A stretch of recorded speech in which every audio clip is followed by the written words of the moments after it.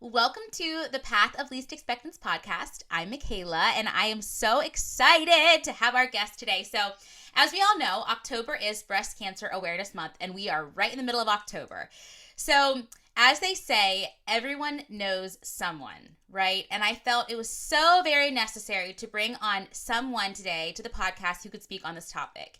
And I'm pretty sure I found like the most suited individual in Wilmington that we could bring on. And it was a bit of a roundabout way that we got here. So I have a dear friend of mine, my second grade teacher, Joy Wade, who so many people have been touched by Joy in Wilmington, whether through education or breast cancer awareness or whatever it may be. So she was the first person I thought of, and I thought, listen, this is my last episode in this season, and I want it to be special, and I want it to be a way to spread awareness for breast cancer during this very important month. So I called Joy and I'm like, Joy, I want you on the show. And she's like, oh, no, I won't do it. And I kind of thought she was joking at first because I'm like, what do you mean no? And she's like, I'm really sorry, but I'm going to have to say no because I just don't feel like I can speak properly on this topic because although I've walked so many women and men through it, I've never had breast cancer myself. And she said, but there's one person, if you interview anyone, you have to interview Kara Kenan. And so I call Kara and Kara says yes. And we are here today. Now, Kara is the executive director of Going Beyond the Pink here in Wilmington. But her path getting there was like all but expected. So I will let her tell you about her journey. I'll tell you real quick, Going Beyond the Pink is an organization she founded 5 years ago here in Wilmington to provide resources breast cancer patients and survivors can turn to.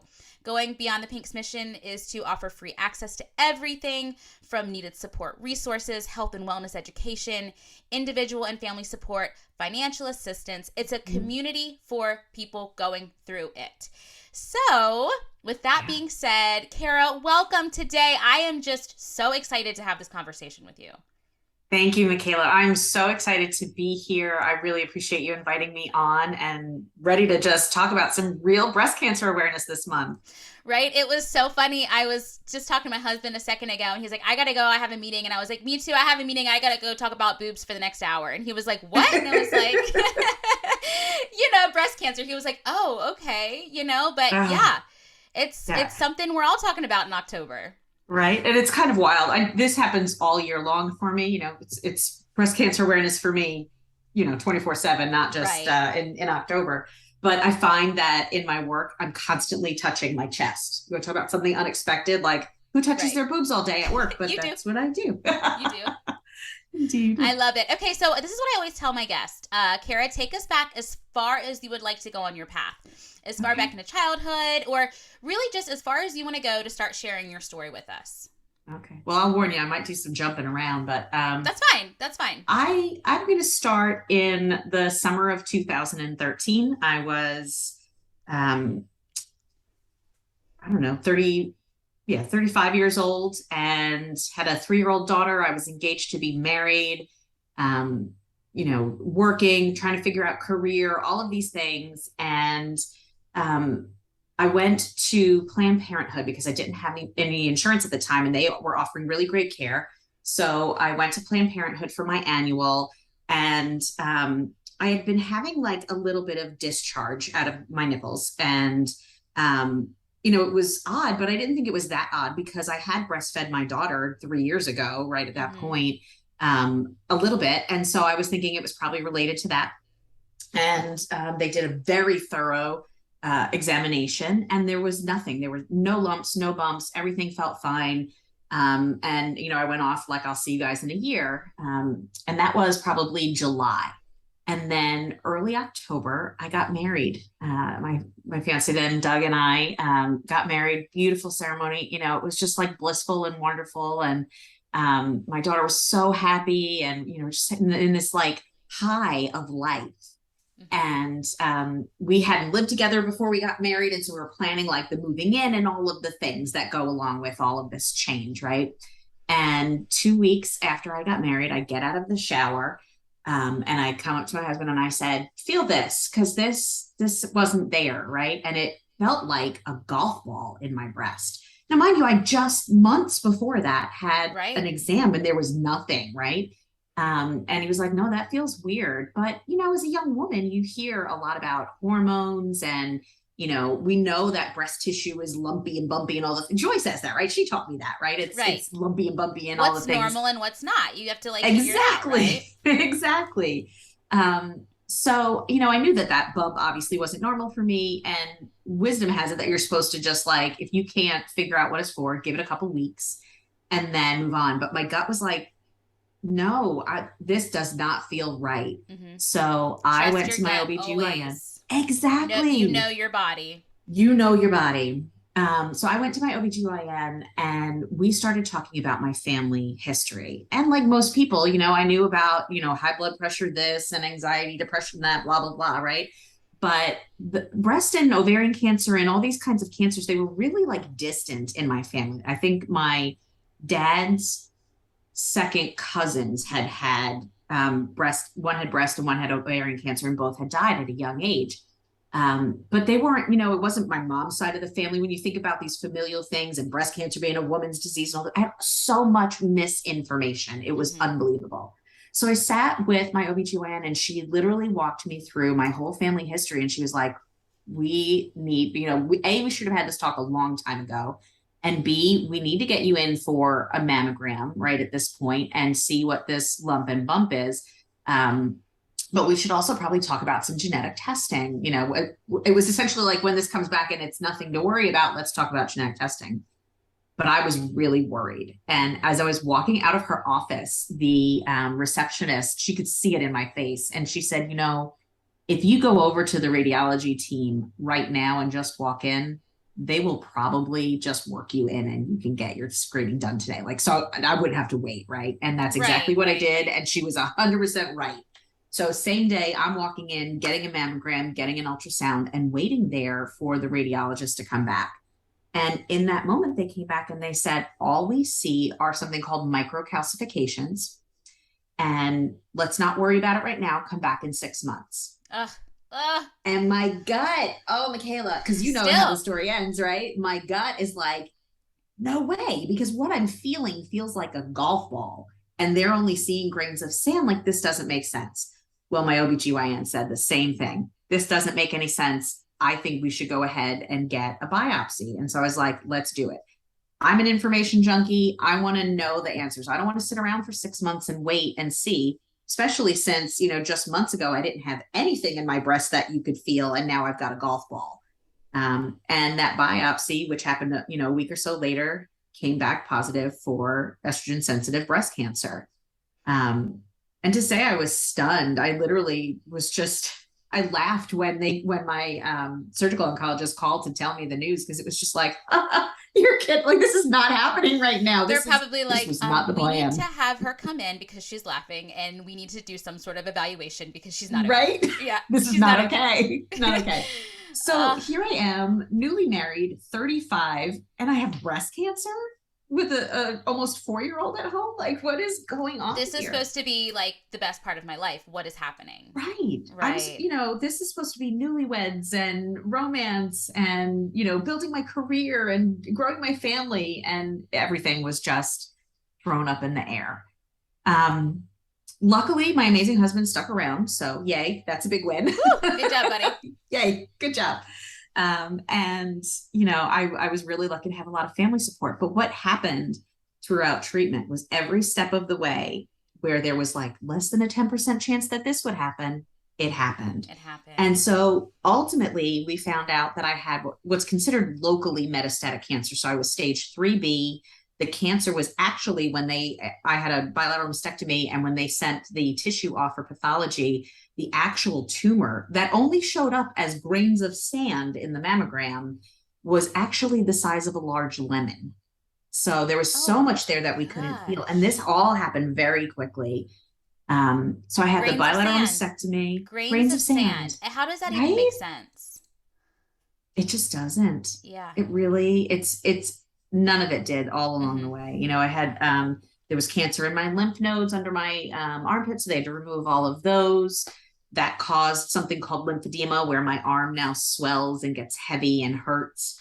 I have to manage that with sleeves. But then I had to go through 6 months of chemotherapy and then a full month of daily radiation treatments. And then in the middle of all of that, I had to go have a hysterectomy because we did find out that my cancer is likely because of the BRCA gene The mutation that I gene. was Oh my carrying, gosh. right? So they always say it's best Um, to just take it, right? right. Take Rather it than to all, wait. get rid of all of the estrogen that, you just minimize your chance of other cancers and recurrence.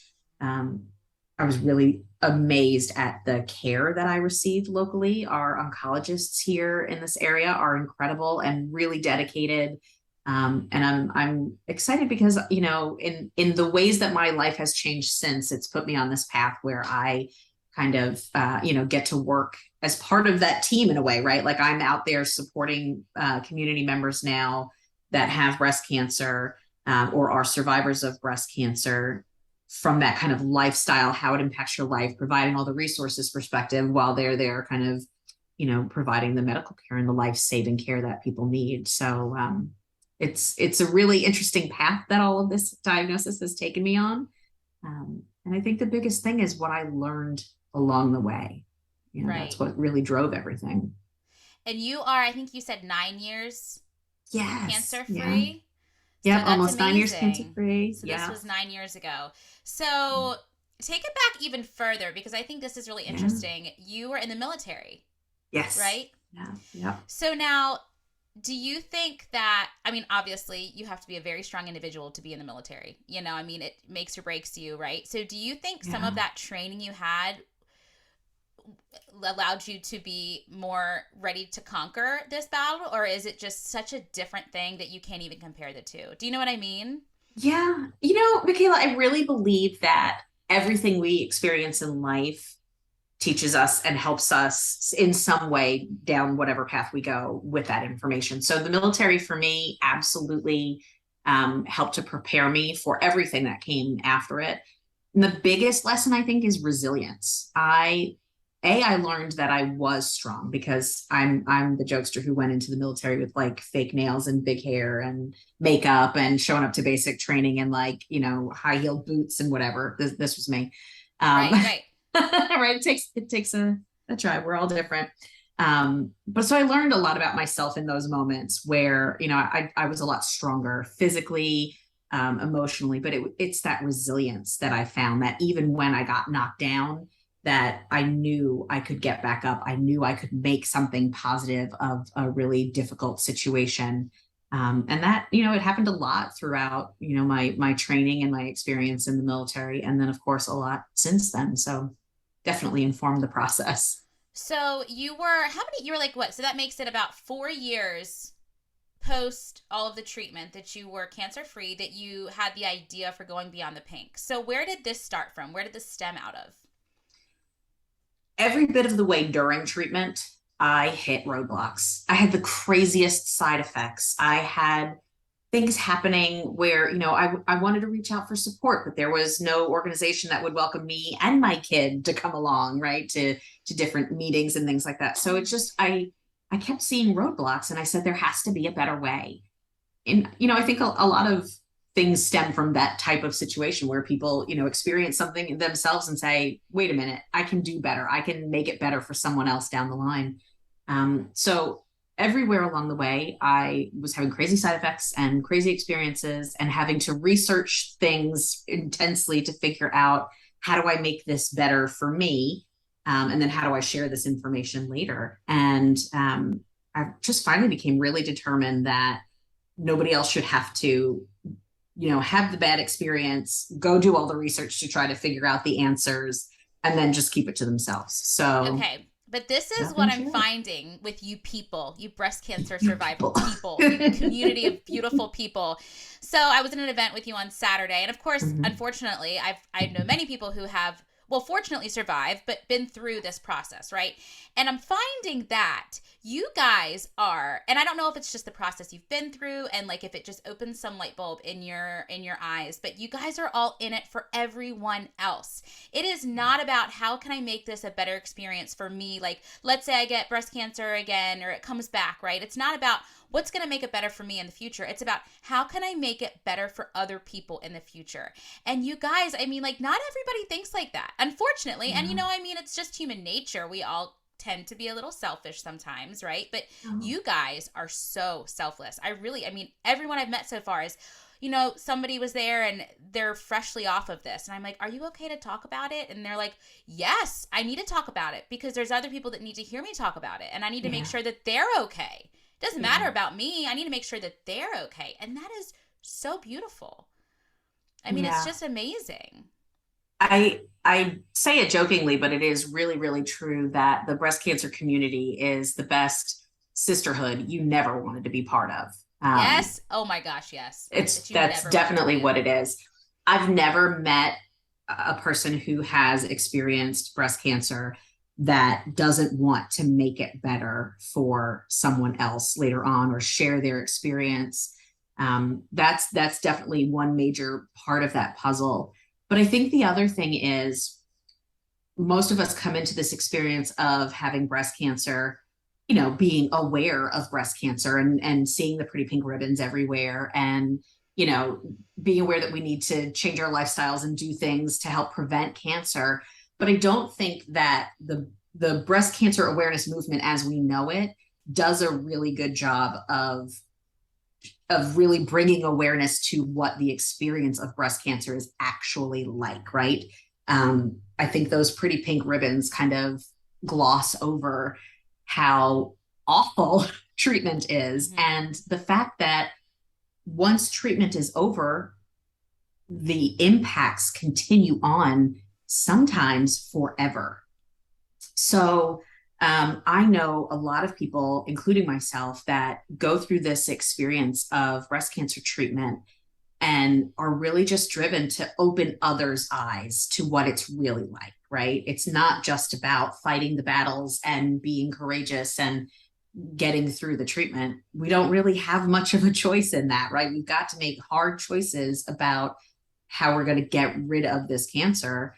Um, but it's prolific and it really goes on into so much more of our lives, the long lasting late occurring side effects, the other diseases that treatment can cause, all of these things. That's the reality of breast cancer. And women and men who have this disease, they want to share that reality. And it's so true because someone like me who, has never been through it, I I meet someone and I'm like, "Oh, you're a survivor. Woo! Yes. So you're Yes. great." And they're like they probably would say, "Yeah." But on the inside they're like, "No, I have maybe no estrogen left in my body. No, I had to have a hysterectomy. No, I have all of these, Yeah. lifelong things that are wrong. Yeah. And yes, you beat cancer, but it's affected you. And those are things that you're right. I absolutely until recently never Never. thought Yeah. about. I mean, just to name a few of them, we end up with weaker bones, osteopenia, osteoporosis. There's all sorts of intimacy issues related to not having estrogen in our body, self image issues from scars and surgeries that have completely changed the way our bodies look. People have this idea of cancer patients as, losing weight from all the vomiting and things like that. But treatments have gotten so much better and they fill you full of steroids so that you don't throw up all the time. And women and men who get breast cancer are typically gaining 30 and 40 pounds over the course and then having to try to somehow lose that without the benefit of hormone balance after the fact. So there are all sorts of problems down the line. Layer on layer on layer. And I pulled this Mhm. from your website. I wanted to mention it, talking about another thing you guys really do is empower, which is such a strong word. And it says on your site, it says empowering breast cancer patients and survivors to thrive beyond the fear and uncertainty of a breast cancer diagnosis. And that wrapped up in a bow right there, and that little pink ribbon right there is so amazing because I mean, reading that line, it really opens your eyes to saying, okay, we can be empowered and women can be empowered and women can thrive in the face of fear, right? Because they have people like Absolutely. you and your community and going beyond the pink, standing behind them. Yeah. I'm going to throw some stats at you here. You ready for these? I'm ready. Number one is that um, breast cancer patients and survivors who have strong support networks and seek out resources to support them as they're going through their treatments have up to a 64% lower chance of recurrence and up Whoa. to 48% lower mortality rates. So those support resources are literally life saving, right?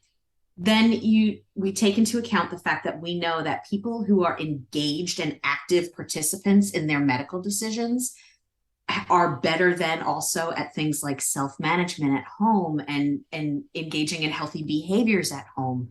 And you compare that to another stat I'm going to throw out here is less than 12% of the American population has a health literacy level that's high enough for them to actually understand what their doctors are telling them and then implement that in their life.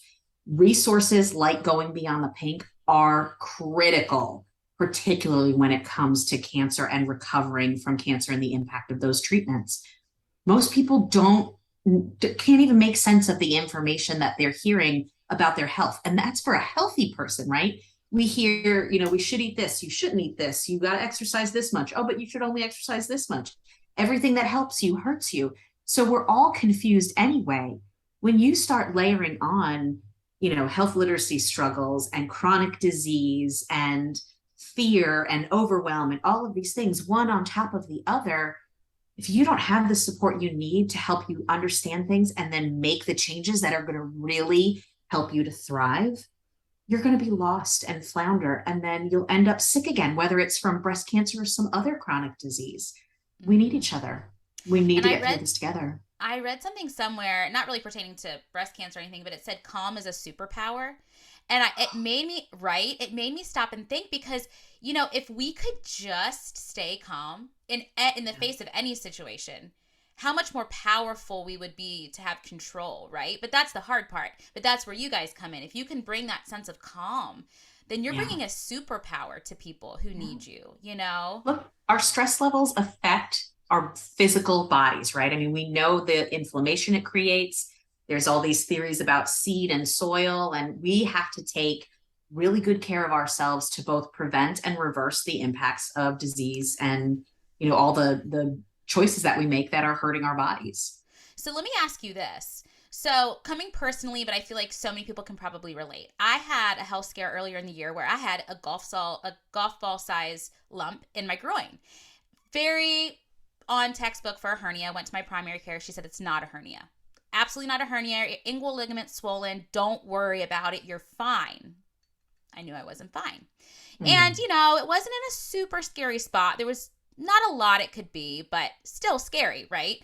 So 3 months, a second check back, still nothing. Don't worry. I finally called the surgeon, made an appointment. Long story short, it was a hernia that was in a really, really bad spot. So I had an emergency surgery to get it taken care of. Oh. But since this going in, like you had, where you knew your body and you knew something wasn't right, yet doctors who are, and then this is not to bring down a doctor, but who they can't know everything. That's but right. After being through this experience and having a doctor tell me I was fine when I was not fine, I have this health anxiety. And so many women I know, maybe it's motherhood because I have 2 little boys, or maybe it's just, you get this anxiety over every single little thing. And, and I know my body and I trusted my body, but sometimes it's like, is this my body or is this me making it something about my body, right? So what advice do you give women who may have this sense of health anxiety? I mean, is there anything you kind of suggest or? Yeah. So information and education is incredibly empowering, right? The more we know, the better we can act. That anxiety that you described is also just really prolific, very common in cancer patients and survivors, because we're always like every symptom, every headache is, oh my God, it's metastasized to my brain, right? It's really hard to control that. But what we also know, and forgive me for the cliche, but self-care is healthcare, right? Mm-hmm. So when we take good care of ourselves, we are automatically in a better place to process our thoughts, our emotions, all of the things. And then with that very stable kind of foundation, we can then think through situations. And, sometimes it is going to be anxiety. It's not, the zebra is not actually a zebra. It is, a horse or cow or whatever, right? That's what the medical community learns, right? It's usually not the zebra. But in that same thing, if you are informed and you feel empowered, then you will advocate for yourself and you will become part of the conversation, right? We cannot go into any healthcare provider's office and just hand them over all of the authority in this situation, because they are human beings. They are trained in very specific ways. And most of them have specialties these days where they're looking with blinders for a reason, right? That's what they're supposed to be doing.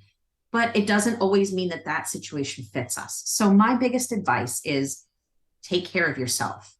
Know your body. This is something, that Joy always talked about in her What's Normal, What's Not, right? Pay attention, know your body, and know when something's changing. Pay attention to if you can describe whether or not it's related to something else. But then also choose healthcare providers that are going to intentionally engage you in that process, who you trust and who you feel are honoring your opinions and your concerns. And when you don't feel comfortable with an answer, know that it's okay to say, I don't know that that's my reality, right? Or I would like to investigate further. What more can we do? It's okay to ask questions. And, just again, being involved, really being engaged in that process is key. And it will bring you peace and help to kind of quell that anxiety. And this is off topic too, but not off topic, but do you ever meditate? Oh, that is something I'm really trying to work on, right? I know. We know the benefits. Right. So I was You just the same thing. Well, so again, I'm reading so much. I'm reading about it. I haven't done it yet, but I'm reading about it, and I'm like, I was reading a book the other day. I'm like, there's no way that sitting alone quietly in a room is going to do this for me. There's just no way. Yeah. All of these things, and so I just downloaded this app, and just yesterday, and I actually did a 5-minute one. And I really did leave feeling energized and happy. And maybe it was just because I was having a good day yesterday. So maybe it just, but I don't know, maybe there has to be something to be said for it. And so that's something when you said, what is it? Self-care is, no, what did you say? Self-care is healthcare. Is healthcare. Absolutely. That I was thinking meditation is something I really want to get into because there's just so many amazing things that apparently come from it. But I haven't really ventured into it yet. Well, and the thing is, we get these ideas, if we're going to do something, we've got to commit to, and it's going to be really time consuming, but it's not the truth because, and I love this theory when it comes to anything, when it comes to dieting, when it comes to changing your exercise routines, self-care in any way, we have gotten used to this idea of restriction and that's how you get to goals, right? When it's related to your health. But the reality is as humans, we favor abundance. We want to add. So instead of thinking about restricting, I've got to limit doing something else so I can make time to do meditation. Think about how you can just add a few minutes of meditation into your life. It doesn't take an hour of sitting on a pillow and chanting anything to get the benefit. 5 minutes of just sit on your couch and breathe in slowly through your nose and exhale through your mouth will change your world. And if you do that once this week and 3 times next week and 4 times a month from that on a regular basis, and you just develop that practice, it makes all the difference in the world. And you will see the benefits. That's the same with yoga. That's the same with meditation. It's the same with exercise and diet. Add the good things. Don't try to always tell yourself you have to restrict all the bad. Just add more of the good. And I think it's contagious too. When you start to do one thing, you kind of feel good and you're like, okay, well, what else could I do to make me feel good? And then it becomes a lifestyle change, which is, which is ideal. It takes us a while to get there. Okay. So on that note, what are some of your top takeaways for changing your lifestyle so that you can avoid, not that you can ever avoid getting breast cancer, but what are some of the top things that you suggest, lifestyle changes to help us live a better, healthier life when it comes to this? Yeah. Top ones. Whew, this is hard because there's so many, but here we go. You're ready. What are some of your favorites? What's coming to mind? First of all, don't smoke. And if you do, quit. Period. Smoking is absolutely related to every cancer and chronic disease. Anything that's going to kill you, all of them are related to smoking. So if you're out there, whatever you've got to do, take the steps. Every step forward helps. So do it. You don't know this, but my dad died from lung cancer from smoking. Yeah. Mm-hmm. Yeah. And so this is not funny, but my son, who is turned 7. Today is his 7th birthday. So but when I found out I was pregnant with him a couple months after my dad passed. So he's known since birth that we don't smoke. We don't smoke. We just don't do it. You know, Pop died from smoking, right? And it's not a harsh reality, but, you know, he has to know Pop died from smoking. He had cancer from smoking. So starting about 3 or 4, he would tell people, like, you know, if you keep smoking that cigarette, you're just going to die, you know? And he even, which it's not speaking funny, truth. I mean, coming from the mouth of a child, like that was what he was taught. Like, if you smoke that cigarette, it's going to be the end of you. And like you just said, you've got to quit. You've got to First quit. thing. You have to. Most important thing. Yeah. And I love that you were teaching him from the very beginning, right? Like he will know that message his whole life. And I never told him Mom. like that, hey, if you smoke, you're going to die. That was never the message, you know, just a little like side note there. But yeah, he even came to me one day and he had a little guy who worked at a school. I think it was one of the groundsmen or something. And he said, Mom, I really, really like him. And I said, oh, that's good. He goes, no, like, I really, really like him. And I was like, okay, well, that's awesome. Like, he's like, Mom, he smokes. And I was like, oh, okay. And he goes, you know, he's not going to be here much longer. Oh. So, like, I mean, this is, like, really ingrained in him. Yeah. So, oh, yeah. It's intense. Wow. Okay, so no smoking. We're done that. No smoking. Move your body more, right? If exercise is not your thing, find a thing that moves your body. Dance or walk in place when you're watching TV, or go punch a punching bag, or jump on a trampoline, or go for a walk, you know, after dinner, whatever it is, move your body more. Just do more. That's all. Right. Find someone to do it with. That always helps. Yeah. Yeah. And then just, you know, back to, you know, I brought up the whole seed and soil thing, right? We have to reduce the amount of inflammation in our bodies, and we create inflammation by the environments that we're creating, where it's, you know, we're leading extraordinarily stressful lives. We are constantly in this fight or flight mode. All of these things affect the cellular environment in our body. And so paying attention to self-care things. And I'm not talking self-care like go get a massage. I mean, go get a massage, but go get a massage, you know, girl. Go get one. But for me, sit on the couch for 2 minutes and breathe. That's self-care, right? Add extra vegetables on your plate at dinner. That is self-care. It can be simple. But those kinds of things are just really, really important. You've got to create an environment where you can flourish and thrive. And if you use the garden metaphor, you know, if you've got dried out, crunchy soil that has no nutrients in it, and you're not putting any water in it, nothing's going to grow. So, you know, you're the garden. Tend it well. Yeah, that's beautiful. I've never really heard that. One of my favorite quotes, though, because I am a worrywart about everything, is worrying about today's troubles is only going to take away tomorrow's peace, or tomorrow's troubles is going to take away today. Okay. Worrying about tomorrow's troubles is only going to take away today's peace. And that is so true. And I tell myself that on a daily basis. You cannot worry about what has not happened yet. You have to just sit in the peace of today. I mean, and that's, so and to me, a lot of that comes down to know what's yours to do, right? Ooh, yes. Know what is yours to do. I think, you know, for the women that are out there listening, right? This is something a lot of us do, right? Is we want to do it all. We have this idea that we're supposed to be superwoman, and we can, you know, excel in our careers and excel in our friendships, and we're responsible for the state of all of our relationships, and we have to be amazing mothers 24/7. Like, we're all human. It is not all ours to do. So just know what's yours to do. But yeah, that worrying about tomorrow is creating inflammation in your body today.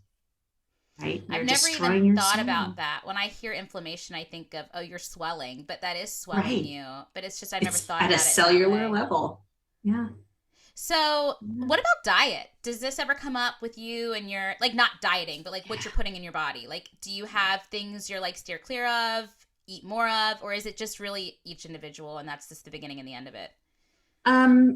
Every little bit of science shows that eating a plant-based diet, or a diet that is very rich in plant foods, is really important.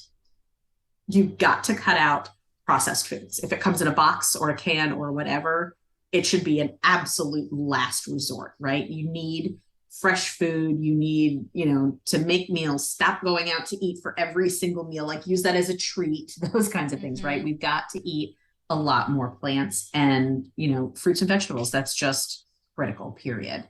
And in balance. But the other thing, and it goes along with plants, but cruciferous vegetables particularly. So I'm talking broccoli, cauliflower, kale, Bok choy, asparagus, right? bok choy, That was one of the ones I looked up for my cabbage. dad. Yes, any cruciferous vegetable, like eat them every day.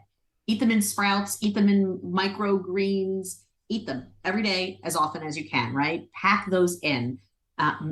We know that in broccoli sprouts, like in the actual sprout form, there are so many cancer fighters. Like you literally can put broccoli sprouts and cancer cells in a petri dish and the broccoli sprouts win, period. Every time. Okay. What? Oh my So gosh. yeah, it's that simple. Like add the cruciferous vegetables. They're incredible. You hear all the stuff in the world about like detox your body and detox your liver and all of that. Like your body will naturally detox when you support it. And what your liver needs is cruciferous vegetables, right? You want to shut off all the cancer cells that are in your body, cruciferous vegetables, like all of them. Eat your broccoli. Wow. Okay, so Brussels that sprouts. makes a whole. Pack them full of Brussels sprouts. Oh, those are super trendy right now. We can eat Love those, them. right? They're at every restaurant. That's like a whole new meaning of eat your vegetables, eat your broccoli, right? Yeah, food is Um, medicine. I don't know what I was gonna say. Something about diet. We were talking about dieting. I don't remember what I was gonna say. So that is so interesting, though. I never realized that when you said that about the broccoli eating the cancer cells. I mean, wow, that's the Yeah, visual it's there like a is. battle. They literally just shut them down. So yeah, it's incredible. So do you? Oh, this is what I was gonna say. I knew it was gonna Yeah. come back to me. So do you have any like really great resources? Like I know there's like I want to say it's like cancer hacks or there's a book out there that's got some really great like cancer survivors have written these books and stuff. Do you have any like Yes. recommendations when it comes to just people like me who like I'm not battling it but I'd love to know more about preventative measures or like just about it in general? Yes. I highly, highly recommend Eat to Beat Disease by Dr. William Lee. Okay. He is my go-to. That is fantastic information. Um, if you, oh, the Glucose Revolution, or if you're on Instagram, follow the Glucose Goddess. Science Cool. backed, amazing, and easy changes. Like literally, she tells you the order in which to eat your foods, and that will completely change how your body can process everything. It's not don't eat anything, it's eat it this way. So incredible, wonderful. All of us are dealing with insulin resistance. She is hitting that one head on. It's incredible.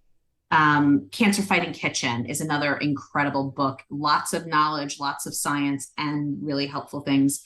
Um, any if you're looking for like recipes and cookbook, anything by Chris Carr, crazy sexy cancer, anything is fantastic. Um, just really, I mean, there's just so many resources out there. And then the other thing I say is Going Beyond the Pink has an amazing education hub. I was So just hop gonna online, say like let's talk about that, right? going It's beyond the pink is it wonderful. .com? Is that what it is? Going on the pink.com? .org, goingbeyondthepink .org. .org. So Mm-hmm. you can probably Yeah. just go skip all this and just go straight there. Go And straight there. that It's got is everything you need. that is like has to be one of the hardest things because I remember when my dad was diagnosed, it was a total shock. And although he was a smoker, it came out of nowhere and we'd never dealt with it in our family before. And I remember I was 25-ish, I can't remember exactly, right around that age. And I had just gotten married and, all of this great stuff and he got sick and I just remember thinking, what do we do? And so then he had all of these blood clots that were like a side effect. He was in the hospital, so they put him on the permanent blood clot medicine. And that medicine alone, the injections were thousands and thousands of dollars a month. And Yeah. I remember sitting in the room and just calling numbers, Googling numbers like Lung Cancer Association, because we couldn't afford the medicine. And we are average middle class, like my parents made good money, it wasn't that we couldn't afford it, but we were in this in between. So it's like we didn't make enough to do this, but we made too much to do this. And so it's just that alone with goingbeyondthepink.org, just to go there and have you guys as resources is so beautiful because I was calling people in God knows where. These people can call you here in Wilmington and you guys can direct them because I remember that being a low point for me in my dad's cancer struggle because I just felt helpless. And I can't imagine if it was me, like you said, you have all of these things coming at you. You're not even retaining the information, you Yeah. know? So, You're not, yeah. You talk about the people in the middle, that our mhm. financial assistance program. We are 5 years in, and we've provided over $90,000 in financial assistance to people exactly like your family, where they make more than the cutoffs for most of the other financial assistance programs. Right? They're not below the poverty level, but they're your average American family who may have health insurance, but the out of pocket costs are extraordinary, and they can't afford it, or living paycheck to paycheck, or very little savings. There's so many people out there that are in that category, and so those are the ones that we aim to help, right? Where they just need that financial assistance, because no one should have to decide between making the copay so they can go get the treatment they need, or putting food on the table, right? So No, I mean, if yeah, that's not very enough help to with keep that. you going day to day, then I don't know what is. So you guys, what do you educate, what are Yeah. I know you have like three different buttons on your website. What are they? Or like, what are the three We've main got the things? resource hub, the education hub, and the financial assistance. Yes. So you guys Yeah. cover all bases. It's so All amazing. basis. You won't need physical resources, bras, breast forms, surgical pillows. We do amazing care bags. Oh my God, I love our care bags. Every person who's diagnosed gets one of our care bags, like right when they're diagnosed. They have everything they need just getting started.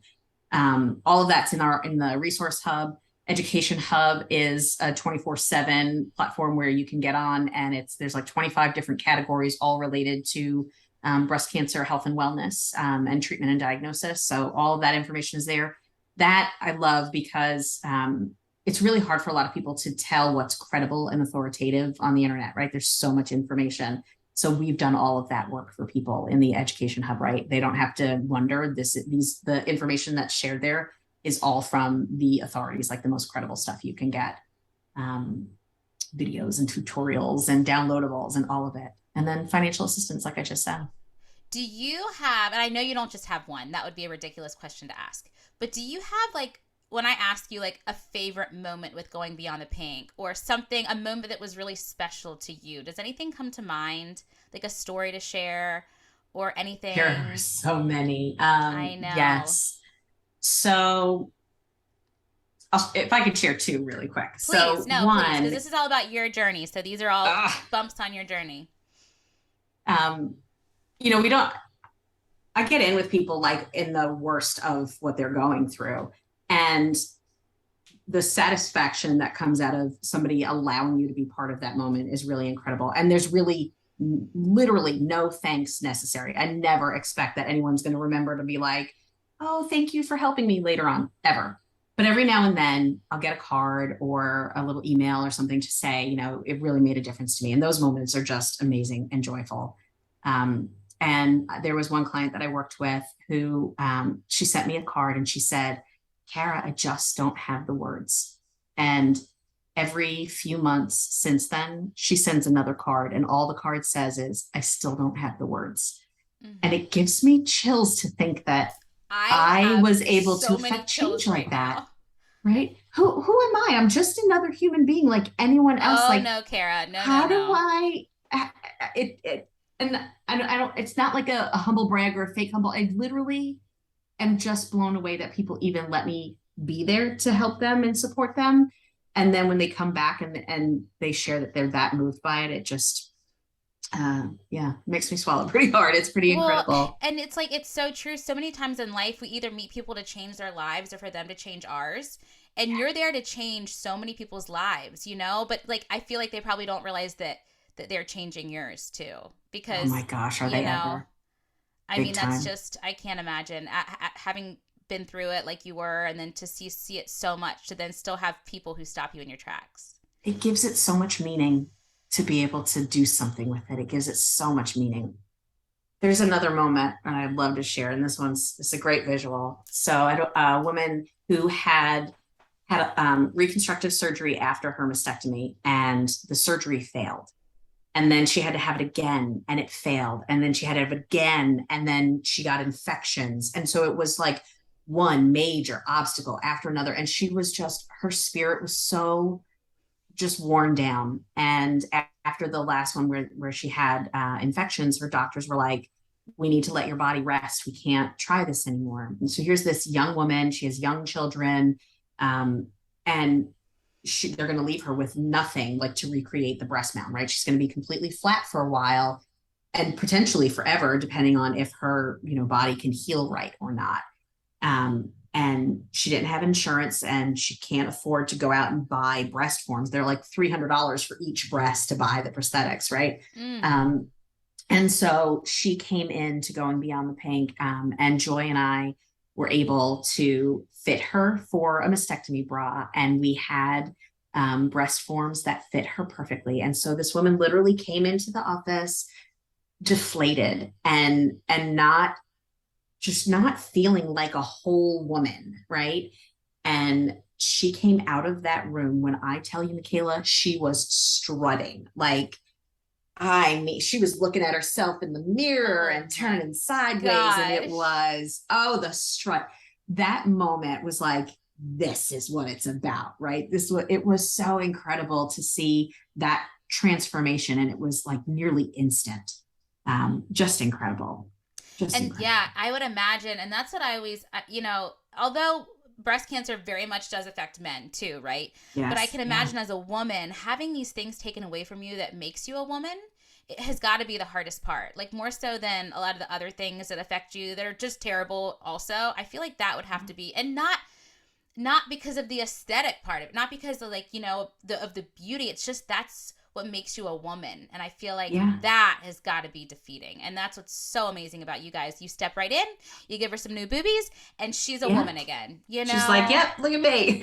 Absolutely. Look at me go. Absolutely.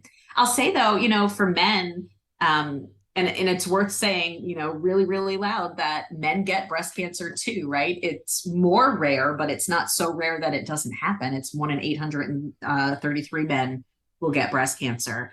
And with men, it typically is more aggressive. It's more likely to be found late stage or be metastatic, because they're not thinking that whatever change they see is anything worrisome.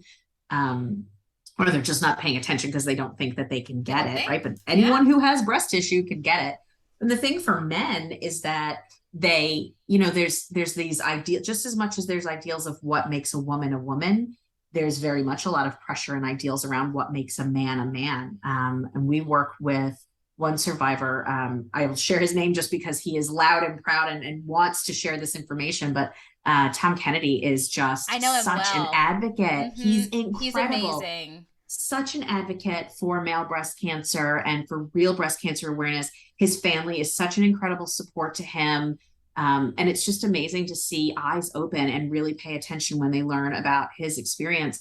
And one thing he shares is that when he was first diagnosed, he couldn't even tell people that it was breast cancer. He called it chest cancer, right? That one little difference, because it was like, manhood. Taboo. Mm-hmm. It was manhood, right? Like, how do you, and since then, he's really come around to just being able to spread this real awareness about male breast cancer and that it does happen.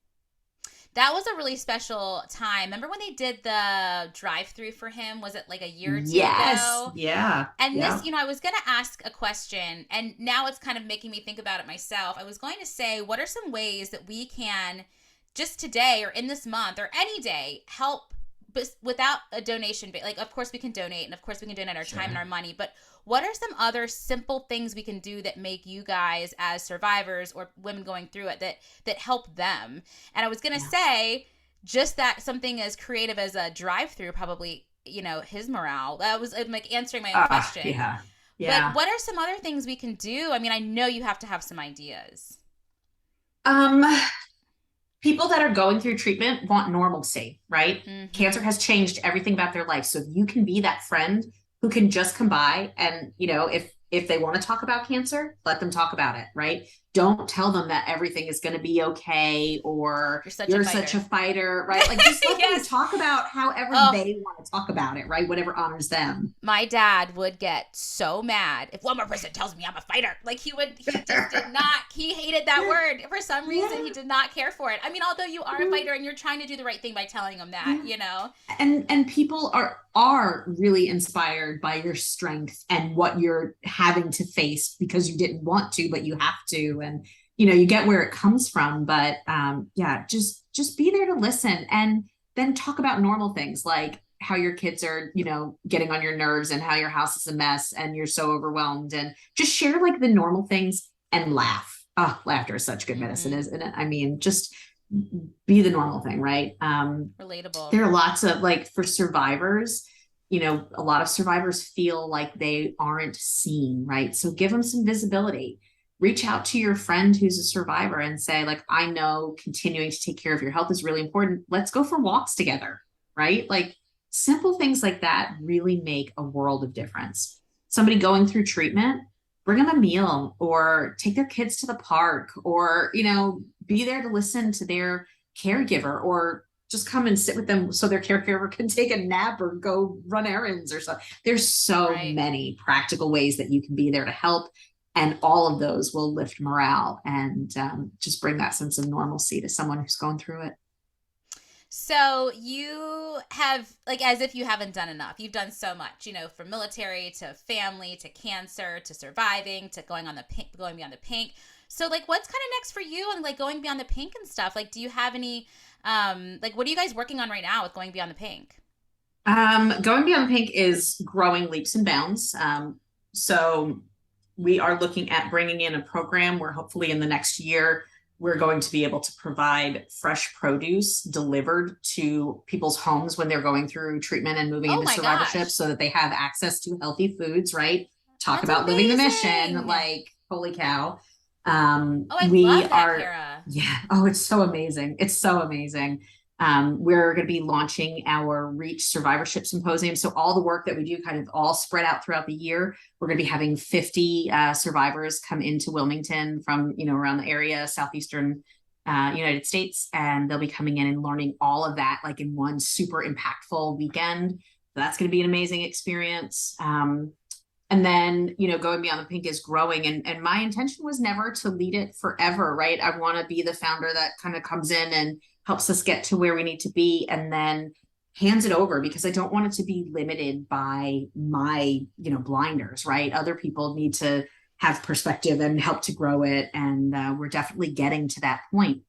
So for me, my next step has very much still to do with the cancer world, but I've seen that benefit of helping to coach people through this. And I am a teacher at fault by all means. And so I've actually launched another business called the Cancer Wellness Institute. And that is where I teach others to become cancer coaches. And Oh my I gosh. have students all over the world, and it has been absolutely incredible.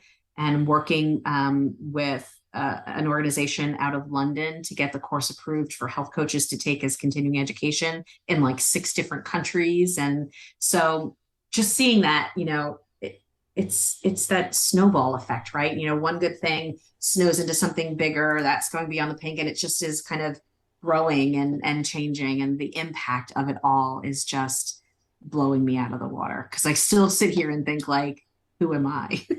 Who am I to do these You things? are But just, I mean, I'm wow. going to take you and I'm just going to like bring you out. You are so amazing. And I mean, you don't even tell like half of the amazing things. Like, I've read your bio and stuff, and you left off like so many of the other like amazing things that you've done. I mean, obviously, what we've talked about today is far enough, Yeah. but I mean, you are just so amazing. But it takes people like you. I'm telling you, this community is.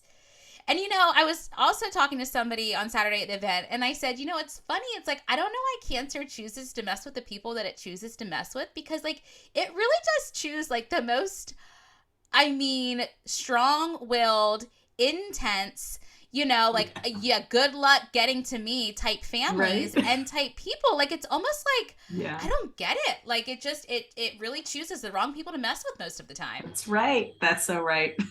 So true. I was gonna say, so like with your the Wellness Institute, is there like a prerequisite? Like, do you have to have any degrees or anything to take the course? Like, I mean, what kind of people would come to you Yeah. besides like these So health coaches? there's 2 different courses. One course is intended to certify cancer coaches who have no background in coaching whatsoever. Okay. So it teaches all of the coaching modalities along with the specifics of becoming a cancer coach. And then the second course or the other course is focused on people who are already certified as health coaches. And they just want, they see the need and they want to work specifically with the cancer population and have that kind of professional education behind it. And so there's both options. So no, not really, no prerequisites necessary except a passion for helping people, get through cancer and thrive afterward. Oh, this was such a good conversation. I'm sorry. I feel like I really asked you a million questions, but I just, Love it. and I think it's not just for me. So many other women and so many other people probably have the same questions that I have, Yeah. and just want to learn more and know more so I can do more, Yeah. and help Yeah. out. So, of course, I'll link everyone up to Going Beyond the Pink. Thank And you. if there's any other websites you'd like for me to link, I will link people up to. Again, we are right in the middle of Breast Cancer Awareness Month, but it's always a good time to give. And if you can, or if your heart's pulled that way, whether it's time or money, obviously we suggest to go and help because there's so many women and men out there who need it. Yes. Thank you, Michaela. It's been incredible. Thank you, Kara. We will talk soon. Okay.